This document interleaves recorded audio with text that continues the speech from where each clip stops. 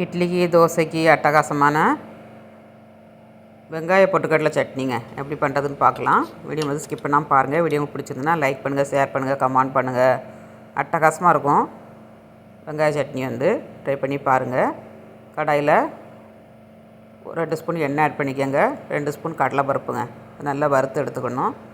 ரொம்ப கருக வறுத்துறாதீங்க. கொஞ்சம் முக்கால்வாசி வறுத்ததுக்கப்புறம் நம்ம இதில் வெங்காயம் ஆட் பண்ணிக்கணுங்க. 2 வெங்காயம் போட்டிருக்கேன். வெங்காயத்தை வந்து பொன்னிறமாக அது வரலையும் வதங்காண்டாம். கண்ணாடி பதம் வந்தால் போதும். அது வரலையும் வதக்கி எடுத்துக்கோங்க. பச்சை வாடை போகணுங்க. வெங்காயம் தக்காளியில் எல்லாத்துலேயுமே பச்சை வாடை போகணும். அது வரலையும் வதக்கினா போதும். இப்போ வெங்காயம் நல்லா வதங்கிருச்சு. காரத்துக்கு தகுந்தபடி பச்சை மிளகாய் ஆட் பண்ணிக்கோங்க.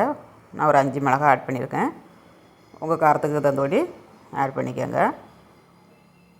வரமிளகா போடக்கூடாது, வெறும் பச்சை மிளகாய் போட்டால் தான் நல்லாயிருக்கும். 3 தக்காளிங்க. 3 தக்காளியும் போட்டு அதுலேயும் பச்சை வாடை போதுலையும் வதக்கிக்கணுங்க.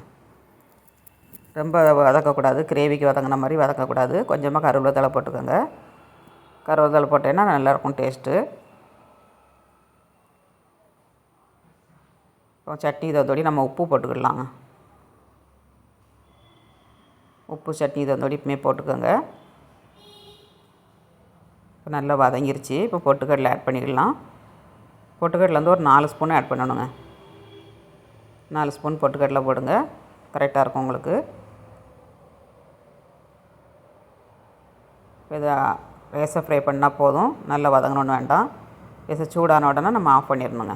இப்போ அடுப்பு ஆஃப் பண்ணியாச்சு. இதை ஆற வச்சு நம்ம அரைச்சி எடுத்துக்கலாம். ஒரு மிக்ஸி ஜாரில் ஆட் பண்ணி நம்ம கொஞ்சமாக தண்ணி விட்டு அரைச்சி எடுத்துக்கணும் ஃபஸ்ட்டு. அப்புறமா மிக்ஸி ஜார் அலம்பி தண்ணி ஊற்றும்போது கரெக்டாக இருக்கும் நமக்கு. இப்போ அரைச்சி எடுத்தாச்சு. இந்த அளவுக்கு அரைச்சிட்டு ஒரு பவுலில் ஆட் பண்ணிக்கோங்க. இப்போ மிக்ஸி ஜாரையும் அலம்பி நம்ம தண்ணி ஊற்றிக்கலாம். இந்த அளவுக்கு திக்காக வச்சுக்கோங்க. அப்போ தான் இட்லியோட ஊற்றி சாப்பிட்றதுக்கு ரொம்ப நல்லாயிருக்கும். கேட்டு வாங்கி சாப்பிடுவாங்க. அந்த அளவுக்கு டேஸ்டியாட்டு இருக்கும். நம்ம கடலைப்பருப்பை நம்ம எண்ணெயில் போட்டு வறுத்து போடும்போது நல்லா க்ரீமியாக கிடைக்குங்க சட்னி வந்து. அதனால் கடலைப்பருப்பு வந்து எண்ணெயில் வருங்க, வெறும் சட்டியில் வறுக்காதீங்க. 1 ஸ்பூன் எண்ணெய், 1/2 ஸ்பூன் கடுகு, 1/2 ஸ்பூன் உளுந்தம்பருப்பு, 2-3 வரமிளகாவை கிள்ளி போட்டுக்கோங்க. கருவேப்பிலை போட்டு தாளித்து நம்ம சட்னியில் ஆட் பண்ணிடணுங்க. அப்படியே சுட சுட இட்லியில் கோரி ஊற்றி சாப்பிட்டோம்னா எத்தனை இட்லி சாப்பிடுதாங்கன்னே தெரியாதுங்க. சாப்பிட்டுக்கிட்டே இருப்பாங்க. அந்த அளவுக்கு டேஸ்டியாட்டு சட்னி ரெடி ஆயிடுச்சு. வீடியோ வந்து ஸ்கிப் பண்ணாமல் பாருங்கள். வீடியோ பிடிச்சிருந்தாலும் லைக் பண்ணுங்கள். ஸ்டவ்வோடு சமைக்கும்போது அன்போடு சமைக்கணுங்க. அன்போடு சமைச்சிங்கன்னா சுமாராக இருக்க வெங்காய பொட்டுக்கடலை சட்னி கூட சூப்பராக இருக்குங்க.